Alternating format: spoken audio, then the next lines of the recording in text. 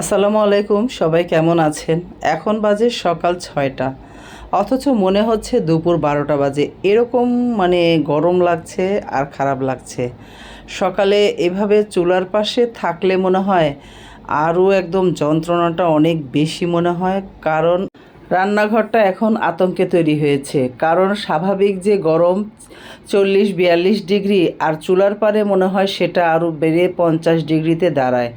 এর জন্যই একদমই দাঁড়াতে ইচ্ছা করে না আর কি। নিরুপায় হয়ে আসলে যতটুকু রান্না করা দরকার, খাবার তো খেতে হবে। আমি না খাই, কিন্তু বাকি অন্য সদস্যরাও আছে। অবশ্য না খাই কি, আমাকেও তো খেতে হবে, বাঁচতে হবে।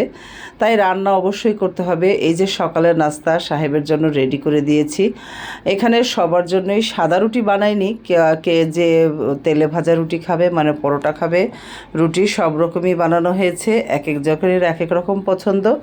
আর এখান থেকেই শুরু করেছি দুপুরের ভিডিও। দুপুরে আজকে রান্না করেছিলাম সাজনা দিয়ে ডাল, মুগ মসুরি ডালের সাথে টমেটো দিয়েছিলাম। টমেটোটা মিলিয়ে গেছে, আর সাজনা দিয়ে ডাল বাগার দিয়ে নিলাম। দিয়ে এই যে ভাজিটা, এটা অবশ্য এটা কি ভাজি, দুন্দুল না, দুন্দুলের সাথে যে আরেকটা পাওয়া যায় চিচিঙ্গা, সেই চিচিঙ্গার ভাজি করে নিচ্ছি। এই ভাজিটা কিন্তু ডিম দিয়ে ভালো লাগে। তো যখন খাবো তখন আর কি ডিম দিয়ে ভেজে নিব আর কি। এখন বানিয়ে রাখলাম। আর এই যে রুই মাছটা ভুনা করা হবে, এর জন্য রুই মাছটা হলুদ লবণ দিয়ে ভেজে নিচ্ছি। আর রান্না করব করলা ভাজি। এই দুপুরের গরমে কিন্তু করলা ভাজি খেতেও ভালো লাগে। করলা ভাজি, ডাল, এই দুটো দিয়েই মনে হয় ভাত খেলে আরাম লাগবে শরীরে। এর জন্যই এইগুলো বেশি বেশি খেতে হবে। আমি করলা ভাজিটা বেশি করে আলু দিয়েছি, কারণ এত তিতা ছিল।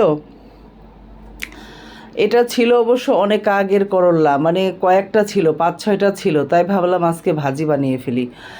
ফ্রিজে থেকে থেকে একটু পাকা পাকার মতো হয়েছে, পুরো পাকেও নেই, আবার একদম সবুজও নেই, একটু হলুদ রঙের হয়েছে আর কি। এর জন্য তিতা কিন্তু বেশি লাগে এই করল্লাতে।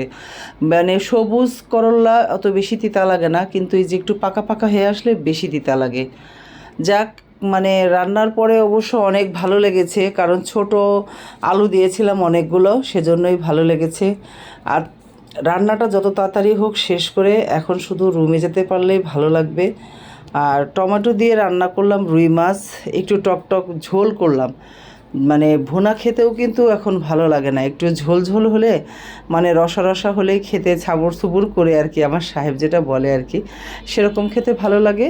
রান্নাটাও শেষ হয়ে গেছে, একটু ধনিয়া পাতা দিয়ে নামিয়ে নিব। আর আর কিছু রান্না করব না, এই তো এখানেই শেষ। ভাতও রান্না হয়ে গেছে অবশ্য।